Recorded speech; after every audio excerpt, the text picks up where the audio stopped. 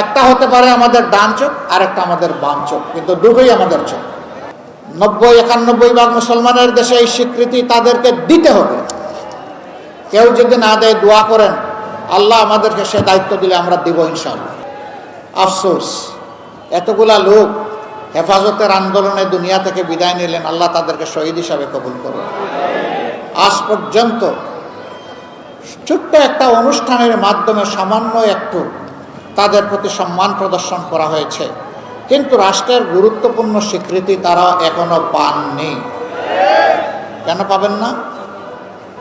তারা তো মানবিক মর্যাদার জন্য মহানবী মুহাম্মদুর রাসূলুল্লাহ সাল্লাল্লাহু আলাইহি ওয়াসাল্লামের সম্মানের পক্ষে জীবন বাজি রেখে দাঁড়িয়েছিলেন।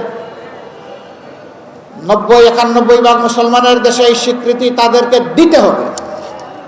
কেউ যদি না দেয়, দোয়া করেন আল্লাহ আমাদেরকে সে দায়িত্ব দিলে আমরা দিব ইনশাআল্লাহ। আমরা তাদেরও ঘরে ঘরে যাদের খবর পেয়েছি আমরা পৌঁছে যাওয়ার চেষ্টা করেছি। সকল শহীদ পরিবারকে, নির্যাতিত মজলুম পরিবারগুলোকে আমরা সমান চোখে দেখি। একটা হতে পারে আমাদের ডান চোখ, আর একটা আমাদের বাম চোখ, কিন্তু দুটোই আমাদের চোখ। এই দুই চোখ দিয়েই আমরা দেখি।